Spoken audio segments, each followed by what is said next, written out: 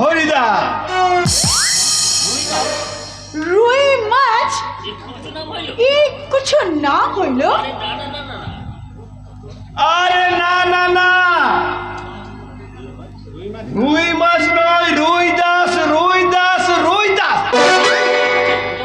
ঠিক আছে ঠিক আছে ঠিক আছে, আর তোকে ভেঙে বলতে হবে না। মিস্টার মাইকেল, গত পরশু আপনাদের এখানে আসার কথা ছিল, দুদিন লেট হওয়ার কারণ কোনো পুলিশের ঝামেলায় পড়নি তো? पुलिस? अरे मिस्टर, ये इंडियन पुलिस को तो हम पुतली का माफिक नाच को रहते पारे। আপনার সহিত আমার कुछ जान पहचान না ছিল, তাই দের হয়ে গেল।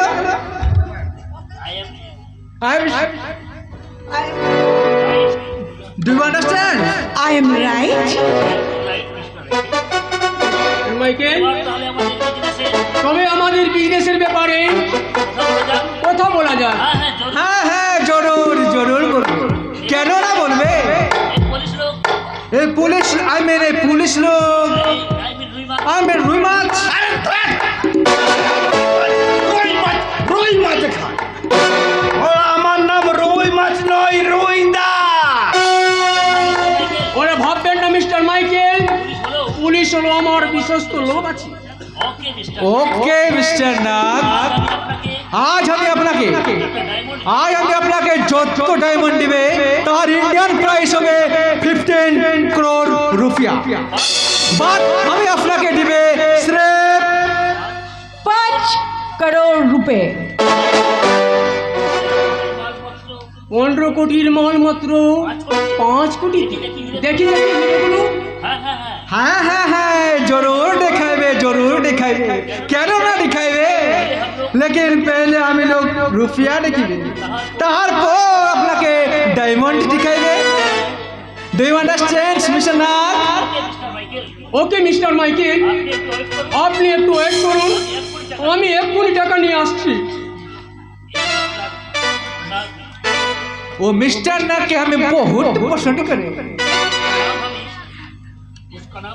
उसका नाम हमें बहुत पसंद है, वहाँ के हमें बहुत पसंद करे, बहुत। আমি এই রুই মাছকে বহুত পছন্দ করি। শালা, আবার রুই মাছ, আর রুই মাছ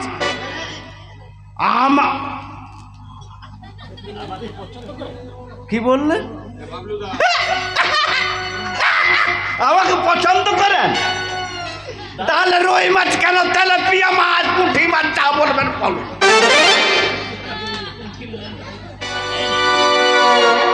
মিস্টার মাইকেল, আপনার হিরোর মূল্য 5 lakh. Okay okay mister Nag, thank you mister Nag, thank you. Mister Michael, তুমি কি বিজনেস কিচ্ছু समझे ना? কারো মাডালে আমি তো তোমাকে সমঝে লিয়েছি আর তোমার দিল को भी समझे লিয়েছি। ও মাইকেল, কিন্তু আমি এই রুই মাছকে সাথ এখন নাচা করব, গানা করব। ओके डाले, बहुत बढ़िया नाचा गाना करिया, हमारे दुई फ्रेंडेर दिल एकेबारे তুমি ভরাইয়া দাও, কেমন?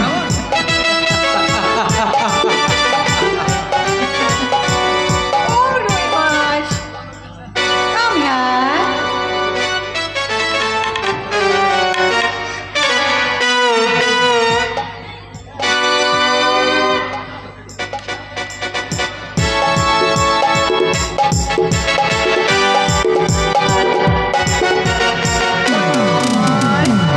पिया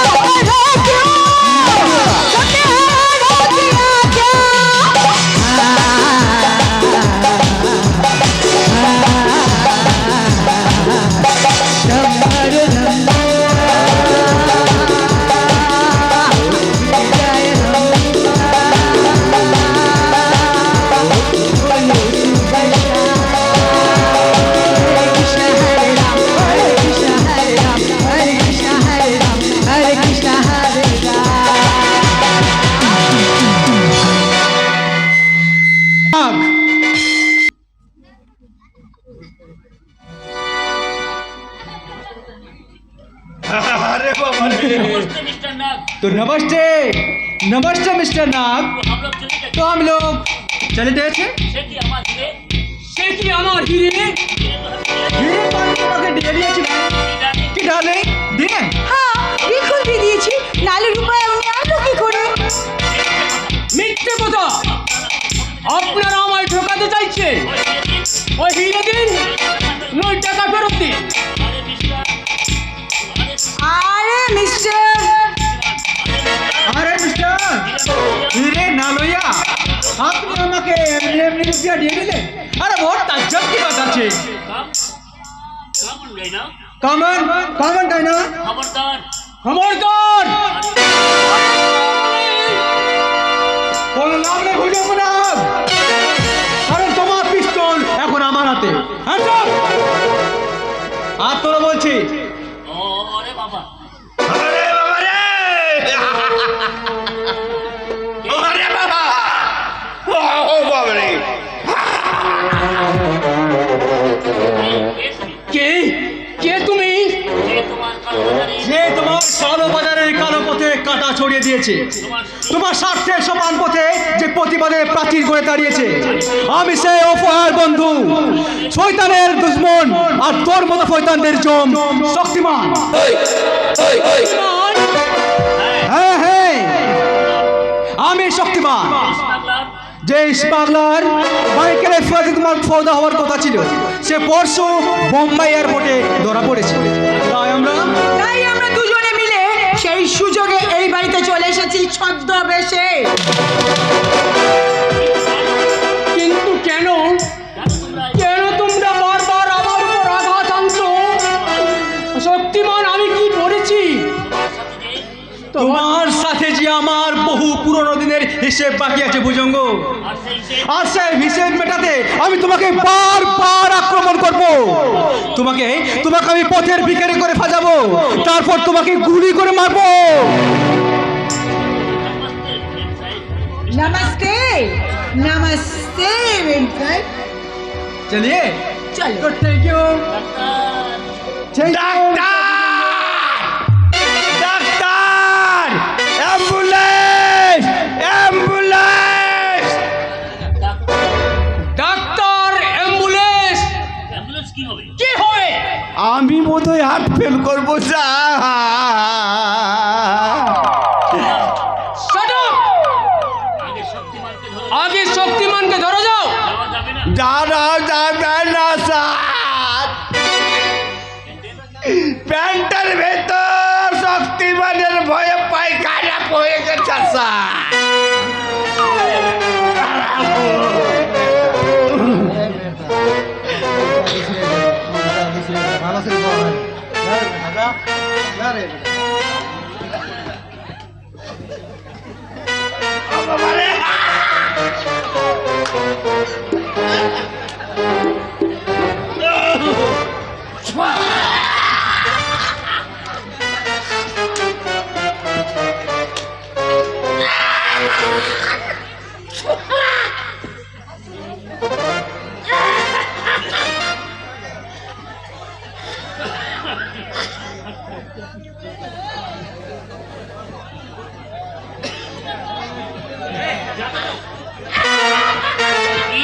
কি পায়খানা? ও আমার 5 কোটি টাকা চলে গেল। শক্তিমান যে আমাকে এভাবে ঠকাবে তা আমি কল্পনাও করিনি। এখন আমার কি হবে? এখন আমি কি করি? কি আবার করবে? গলায় দড়ি দাও, নয়তো বিষ খাও, পুকুরের জলে গিয়ে ডুবে মরবে। কি বলছিস বোন? ছোটা যেভাবে আমাদের বংশের মুখে কালি মেখে দিয়েছে, তাতে মরণ ছাড়া যে আমাদের আর কোনো রাস্তাই নেই। কেন, কি করেছি কাঞ্চু? কি আবার করবে? ওই যে ইডিয়েটের মতো রিপোর্টার বিপ্লব বোনের ওই ধর্ষিতা বোনকে বিয়ে করেছে। কাঞ্চন আমাকে না জানিয়ে বিয়ে করেছি? সরি দাদা, তোমাকে জানাবার সময় বা পরিস্থিতি আমার কোনোটাই ছিল না, তাই বাধ্য হয়ে আমি বেশ করেছিস। বেশ করেছিস দাদা, একটা নোংরা মেয়েকে এই বাড়ির বইয়ের মর্যাদা দিতে পারবো না। তুই এক্ষুনি তুই এই মেয়েটাকে নিয়ে তুই বাড়ি থেকে বেরিয়ে যা বলছি। আরে বোন, এটা তুই কি বলছিস? কাঞ্চন আমাদের না জানিয়ে বিয়ে করেছে, হয়তো অন্যায় করেছে। তো একটা ধর্ষিতা মেয়ে আমাদের সমাজে, যাকে অচ্যুত ও পবিত্র বলে দূরে সরিয়ে দিয়ে রেখেছিল, তাকে স্ত্রীর মর্যাদা দিয়ে তা মহানুভবতার পরিচয় দিয়েছে। তাকে ওকে আমি ভাই বলতে আমার ভীষণ গর্ব হচ্ছে। তুমি আমাদের মেনে নেবে তো দাদা? শুধু মেনে নেব কি রে বোকা, আমি সানন্দে ঘরে তুলে নেব। না দাদা শোনা, ওই মেয়েটা যদি এই বাড়িতে থাকে তাহলে আমি এই বাড়ি ছেড়ে চলে যাব। এই পাগলি, তোর ছোটদার বিয়েতে আনন্দ করতে পারিস কি বলে তোর কষ্ট হচ্ছে, সব ব্যবস্থা আমি করে দেব। দাদা শোনা, তো তুমি একটা নতুন গেম শুরু করেছি, যা বলছি তুই সাই দিয়ে যা। বেশ ঠিক আছে দাদা শোনা, তুমি যখন বলছো আমি তখন ছোটদার ওই বউকে আমি মেনে নিলাম। ও বৌদি, আরে লজ্জায় মুখ নিচু করে আছো কেন? আরে মুখের ঘোমটা খুলবে তো, এসো।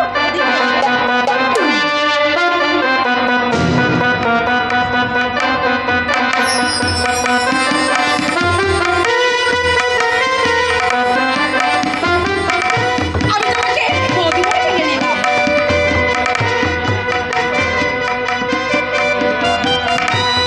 আরে পরিবারকে প্রণাম করবে তো?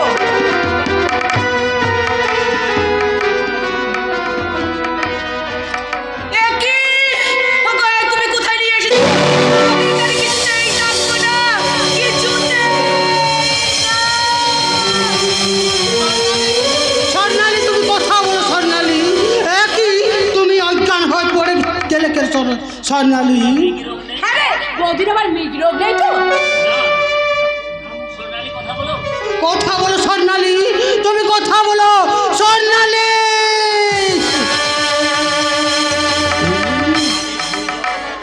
আমি ভুজঙ্গ, তবে আমি গফুর কেউটের মতো চবল মারি না। আমি অজগর মতো অস্ত গিলে খায়।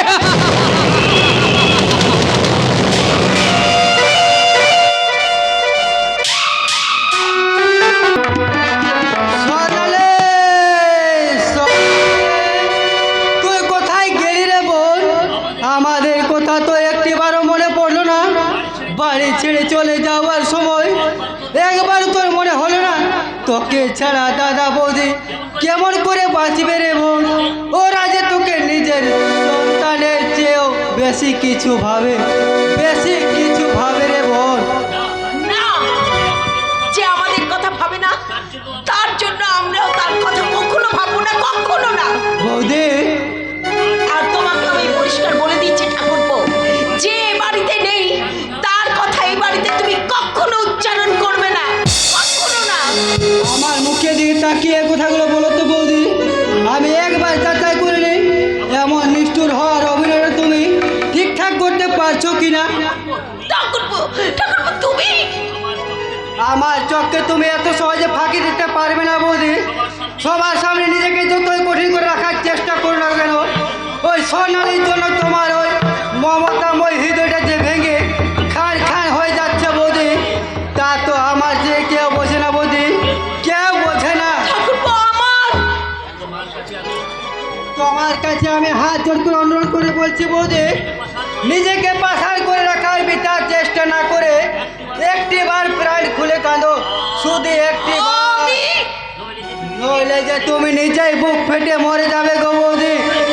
তাই বলছি, শুধু একটিবার কাঁদো, শুধু একটিবার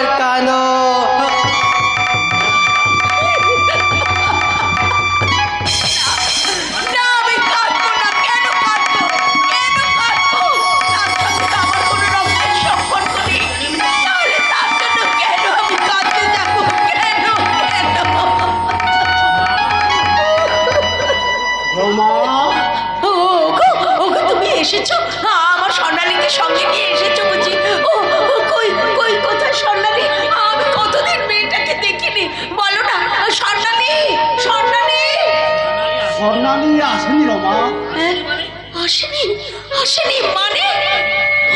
ও, রোজকার মতো তুমি আজও আমাকে বলবে যে মেয়েটাকে পাওয়া যায়নি, মেয়েটাকে আর পাওয়া যায়নি, আর পাওয়া যায়নি, কিন্তু কেন পাওয়া যায়নি? জানি না রমা, আজ আমি কিছু জানি না। আজ যে আমি বড় অসহায় রমা। অসহায়? কিসের কিসের অসহায়? তুমি না না একটা নামজাদা সাংবাদিক, তুমি যে সমাজের কত গোপন খবর টেনে বার করে আনো, আর নিজের বোন কোথায় কিভাবে আছে সেই খবরটা তুমি আনতে পারছো না। না রমা না, আমি আজ পারছি না।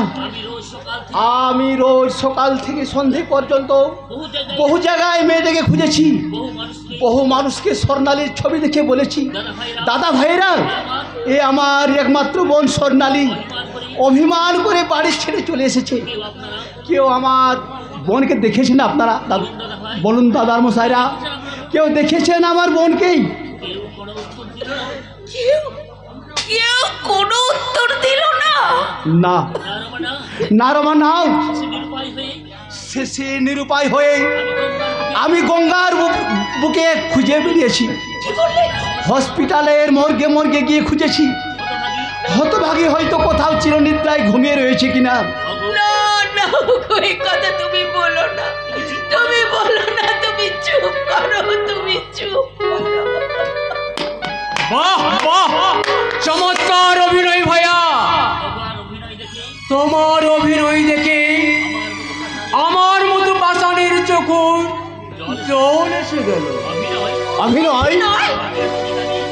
এতদিন তোমাকে আমি সৎ এবং সত্যবাদী আদর্শবান বলে জানতাম, কিন্তু তুমি যে এত বড় মিথ্যেবাদী আর চশমখোর তা আমি তো জানতাম না। ভাষা সংযত করে কথা বলুন মিস্টার নাথ। আরে থামুন, পাগলি বোনটাকে কৌশলে আমার ভাইয়ের গলায় ঝুলিয়ে দিয়ে এখানে বইয়ের কাছে মিথ্যা মোরা কান্না কাঁদছে। লজ্জা করছে না? কি বাজে কথা বলছেন? আমার পাগলি বোনটা কৌশলে আপনার ভাইয়ের গলায় ঝুলিয়ে দিয়েছে মানে? মানেটা তো আমিও বুঝতে পারছি না। তোমার স্বামী নিজে দাঁড়িয়ে থাকে আমার ভাইয়ের সাথে মেয়ে বোনের বিয়ে দিয়েছে, কেন যে তোমার সামনে বোন হারিয়ে যাওয়ার গল্প ফানছে তা আমি বুঝতে পারছি না। প্লিজ মিস্টার নাথ, এভাবে আমাদের সাথে হেঁয়ালি করবেন না। আজ আমরা সত্যি মানসিকভাবে ভীষণ বিপর্যস্ত। দয়া করে আপনি এখন এখান থেকে চলে যান। না না, উনি যাবেন না, ওনার হেয়ালিটাই আমি শুনতে চাই। বলুন মিস্টার নাগ, আপনি যা বললেন তা সত্যি? সত্যি কি আমার স্বামী আপনার ভাইয়ের সঙ্গে ওই স্বর্ণালীর বিয়ে দিয়েছে? বিশ্বাস না হয় আমার বাড়িতে গিয়ে দেখে আসবেন, চলুন। আপনি সত্যি বলছেন মিস্টার নাথ? আমার বোন আজ স্বর্ণালী আপনার বাড়ির বউ? শুনছো রমা, শুনছো? আমাদের স্বর্ণালী হারিয়ে যায়নি, সে আজ অনেক বড় বাড়ির বউ। ও, সেই জন্যই বুঝি ওই কথাটা তুমি আমার কাছে গোপন রেখেছো, তাই না গো? রমা, অনেক বড় বাড়িতে তোমার বোনের বিয়ে দিয়েছো, এই কথাটা জানলে যদি হিংসা আমি বিয়েটা ভেঙে ফেলি, সেই জন্যই তুমি। না রমা, তুমি বিশ্বাস করো। বিশ্বাস? বিশ্বাস? 20 বছরের বিশ্বাসকে তুমি এক লহমায় ভেঙে চৌচির করে দিলে। এতদিনের আমাদের সম্পর্কটাকে তুমি মিথ্যে করে দিলে। আজ এতদিন আমি বুঝলাম, নিজের সন্তানের মতো মানুষ করলেও স্বর্ণালী আমার কেউ নয়, আমার কেউ নয়, কেউ নয়। রমা, আমার কথা শোনো রমা, আমার কথা শোনো। কেন এমন করলেন মিস্টার নাগ? কেন আপনি আমাদের স্বামী স্ত্রীর মধ্যে বিভেদের বিষ ঢাললেন? তার আগে তুমি বলো, কেনে যেন শুনে তোমার এই পাগলি বোনটাকে আমার ভাইয়ের গলায় ঝুলিয়ে দিলে? কে বলেছে আমার বোন পাগলি? পাগলি না হলে সারাক্ষণ আমার বাড়িতে পাগলামো করে বেড়াচ্ছে, তাকে সামাল দিচ্ছে, আমরা সকলেই হিমশিম খেয়ে যাচ্ছি। একবার মনে হয় ওই মেয়েটাকে পাগলা গারোতে পাঠিয়ে দিয়ে। না, ওকে আপনারা পাগলা গারদে পাঠাবেন না, আমি নিজে গিয়ে ওকে সব কিছু বুঝিয়ে দিয়ে আসবো। সে তো যাবেই ভাইয়া, খালি হাতে বোনকে শ্বশুর বাড়ি পাঠিয়েছ, সেদিন বোনটা বাকি রয়ে গেছে। যৌতুক? যৌতুক তেমন কিছু না, আজকাল খাট পালং সোনা দানা যৌতুক হিসেবে নেয় না, ওটা নগদেই রফা করে নেয়। তুমি বরং নগদ 5 লাখ টাকা নিয়ে বোনের বাড়ি যাবে, কেমন? 5 লাখ? আর সেই সঙ্গে পাগলি বোনটার ট্রিটমেন্টের খরচ 2 লাখ, মোট 7 লাখ। তবে বোনের বাড়ি যাবে, নইলে তোমার বোনকে পাগলা গারতো নয়, একেবারে ইলেকট্রিক চুলোতে। না না, দয়া করুন মিস্টার নাগ, এত টাকা দেওয়ার সামর্থ্য আমার নেই। দয়া করে আমার বোনটার কোনো ক্ষতি করবেন না, ওকে আপনি বাঁচতে দিন।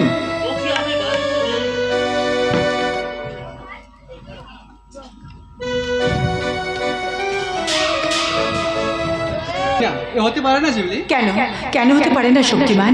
আমি যে তোমার পথ চেয়ে এতগুলো দিন বসে আছি শক্তিমান। আমার মতো একটা ঝাঁঝা বোনের ঘর ভাঙা স্বপ্ন দেখা মানায় না শিবলি। কেন কেন শক্তিমান? আমার জীবন খাতায় প্রেম ভালোবাসা বলে কোনো কোনো নেই শিবলি, সেখানে আছে শুধু বিপদ আর মৃত্যুর হাতছানি।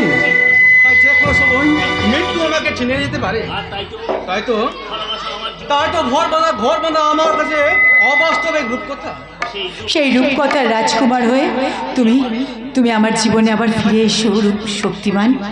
শিবলি, জীবনে যদি একটা দিনও তোমার দেওয়া স্মৃতিতে সিঁদুরের স্বীকৃতি পাই, তাহলে যে আমি আমার জীবনকে নিজেকে ধন্য মনে করব শক্তিমান। দয়া করে আমাকে তুমি তোমার চরণের ছাই দাও। দেবো শিবলি, দেবো, তবে এখন নয়। যেদিন আমার জীবনের রণক্ষেত্রে বিজয় নিশান উঠবে, সেদিন সেই অন্ধকার সমাজের সবটুকু আলোকে অন্ধকার থেকে আলোকিত করতে পারবো, যেখানে আমি সভ্য সমাজ গড়ে তুলতে পারবো, সেই দিন আমি তোমাকে আমার মনোমন্ত্রে জানাবো সুস্বাগতম শক্তিমান। আর সেই দিন আমি তোমাকে ধরে বলবো, জীবনে এতগুলো দিন কেটে গেল একা একা, তুমি কেন আগে আসোনি, আগে কেন দাওনি দেখা,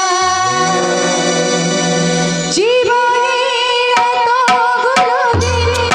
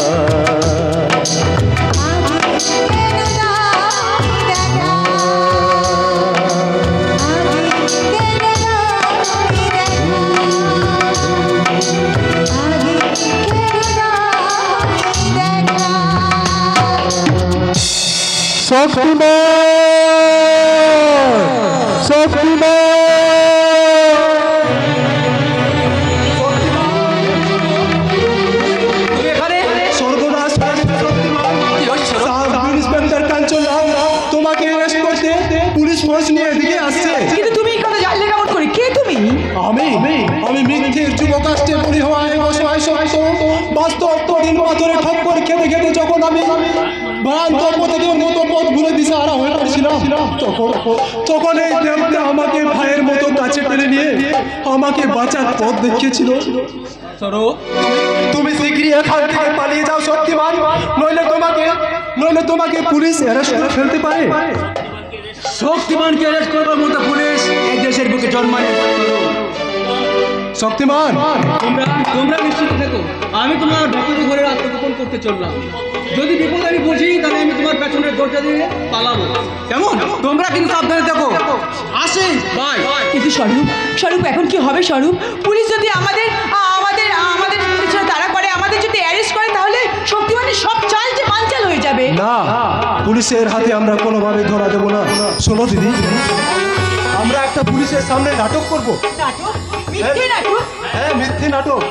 মনে করো আমি তোমার ছোট্ট ভাই, আর ওই মিথ্যেকের নাটকের ছলেও জানতে যদি আমি কোনো ভুল করে থাকি, তাহলে তুমি আমার ছোট্ট ভাই মনে করে ক্ষমা করে দিও। তোমার কথা তো আমি কিছুই বুঝতে পারছি না স্বরূপ। মনে করো আমি এক লম্পট মাতাল খারাপ সম্পর্কের টানে তোমার সঙ্গে বিরক্ত করতে এসেছি।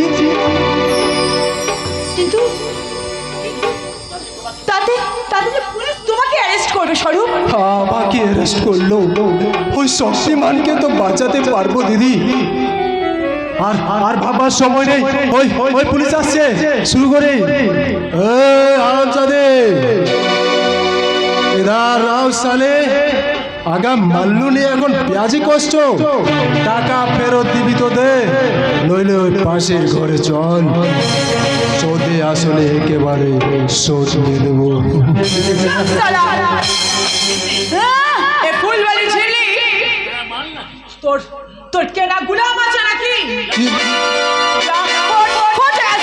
কি বললি সালে? আমার সাথে বেমারি?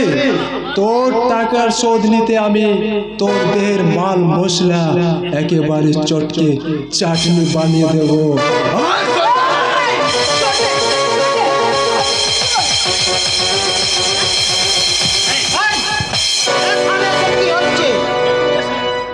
দেখুন না স্যার, ফুর্তি করতে দেবে বলে 100 টাকা বায়না নিয়েছে, আর এখন কিনা অস্বীকার করছি। সব মিথ্যে কথা বলছে স্যার, সব মিথ্যে কথা, ঢাকা মিথ্যে কথা বলছে।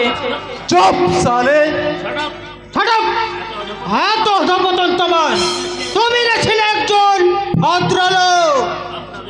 আপনাদের এই সভ্য সমাজে তো আমার নামের পাশ থেকে ভদ্র শব্দটা মুছে দিয়েছে স্যার। একদিন বিনা অপরাধে আমার জেল হয়ে গেল, জেলের দম বন্ধে পরিবেশে বাঁচার জন্য আমি জেল থেকে পালিয়ে এলাম। তারপর একদিন খবরের কাগজে খবর বেরোলো, স্বর্ণালী মুখার্জির বলাৎকারের আসল আসামি আমি নই, অন্য কেউ। অথচ আপনার এই সভ্য সমাজের একজনও প্রতিবাদ করলো না। কেন বিনা অপরাধে আমাকে জেল কাটতে হলো? কেন নির্দোষ হয়ে আমি সারা জেল আসামি হয়ে গেলাম? স্বরূপ, শয়তানে, শুনলি তো আমি নাকি ভদ্রলোক? ভদ্রলোক, তাই এবারের 100 টাকা আমি তোকে মকুব করে দিয়ে চলে গেলাম। এরাই তো বিষাক্ত সমাজটাকে বিষাক্ত করে তুলেছে। শক্তিমান এদের মধ্যে একজন। শক্তিমান? হ্যাঁ,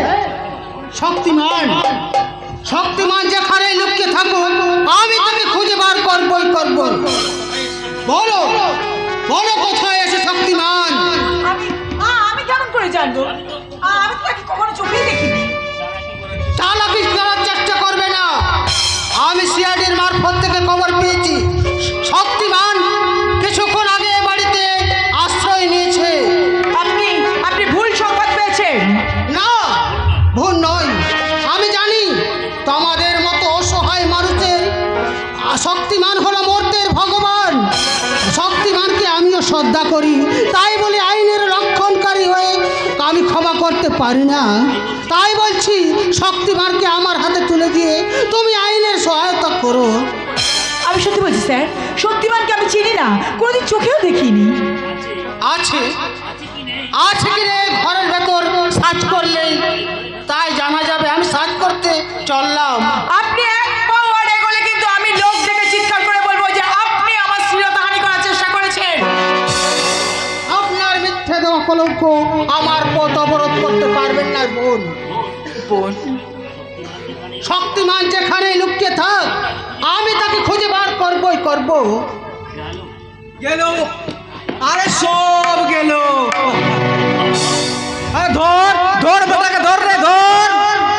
দেখি স্যার আপনি এই ঘরের ভিতর কি করছিলেন? সারা যত নষ্ট করা হলে তুমি, আমি এমন একটা সুন্দর প্লেন এঁটেছিলাম, দিলে তো সব কেচে। প্লেন মানে? এখানে আসবে ফের সেই খবর আমি আগে থেকেই জানতাম। আর সেই সকাল থেকেই আমি ওই ভেতরের ঘরে আমি লুকিয়ে পড়েছিলাম। কত সারা ইঁদুরের উৎপাত সহ্য করে আমি লুকিয়ে পড়েছিলাম, আর তুমি দিলে সারা সব কেচে। আমি? হ্যাঁ তুমি গট গট করে ঢুকলে, আর শক্তিমানও ফটাফট করে বেরিয়ে গেল। আমি বেশ ওর ট্যাংটা চেপে ধরেছিলাম, কিন্তু বেটা লেং মেরে আমায় চলে গেল গো। ও হো, সব গেল গো, সব গেল। ও হো, সে কি স্যার? আরে তবুও তুমি এখানে দাঁড়িয়ে আছো, যা বেটাকে ধরো। শক্তিমান কোন দিক দিয়ে পালিয়ে গেছে স্যার? এই পূর্ব দিকে, পূর্ব দিকে নাহলে পশ্চিম হবে। ঠিক করে বলুন তো স্যার। পূর্ব, পশ্চিম, উত্তর, দক্ষিণ, চারদিকের মধ্যে যাবে। জানে বেটা ধরো, ওকে ধরো প্রথমে। যাচ্ছি স্যার। আচ্ছা আচ্ছা, আপনি আমার বাড়িতে ঢুকেছেন কেন? বলবো না। আচ্ছা, আপনার কি লজ্জা বলে কিচ্ছু নেই? ছে, আমরা হলাম পুরুষ মানুষ, আমাদের আর লজ্জা কি থাকে? লজ্জা তো তোমাদের থাকে, আর সেই লজ্জা আমাদের মতো পুরুষদের অর্পণ করবে, তবেই তো তোমাদের নারী জীবন সার্থক। এই মুহূর্তে বাড়ি থেকে বেরিয়ে যান। যাবো না। কি? শক্তিমানের সময় তোমার ঢোলাঢলি, শক্তিমানের সময় তোমার প্রেম প্রীতি আমি সব দেখে ফেলেছি। তাই শক্তিমানকে প্রথমে আমি গুলি করব, তারপর তোমাকে। কি করবেন আমায় নিয়ে? বলবো না। ও হো,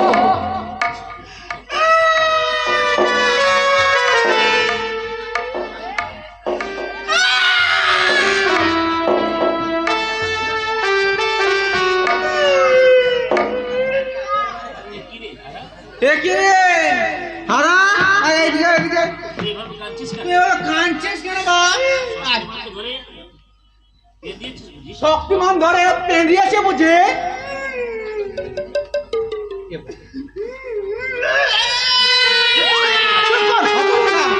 ওই মেয়ে করলে আর তোরা কানতে হবে না। নকল কান্না। নকল কান্না নয় তো কি, আসল কান্না হলে চোখে জল। কই জল?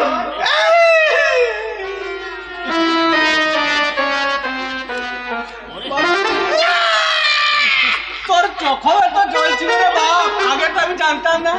তুই তো দেখছিস সারা মেয়ে ছেলেকেও কান্নায় হার মানালি রে বাপ। হুজুর, আপনি যদি গাছেরও খান আর তলারও গুড়ন, তাহলে আমরা কি খাবো হুজুর? তার মানে আমার সাথে ফুলবালির বিয়ে, হানিমুন, আর আর কোথায় কি বাচ্চা পয়দা করবো সেটাও ঠিক হয়ে গেছে। তোর বাকি থাকলো কোনটা রে বাপ? আছে হুজুর, আর কি বাচ্চা পয়দা করবো সেইটা বাকি আছে হুজুর। আর কোথায় বিয়ে করব, আর কোথায় ফুলসজ্জা করব, এইটা ঠিক করাই শুধু বাকি আছে স্যার। ওগুলো সব ঠিক করার আগে তুই ওর কাছ থেকে ভালো করে জেনে নে বাপ। তোর ভাগের ঘরে সিন কাটছে কেউ, আর তুই অন্যের ভাগের সিন কাটতে ঢুকে পড়েছিস বাপ। তাই মানে তার মানে হলো যাকে নিয়ে তুমি বিয়ে করবে, বাচ্চা পয়দা করবে, ফুলসজ্জা করবে, এত স্বপ্ন দেখছো, সে হলো শক্তিমানের বাগদত্তা।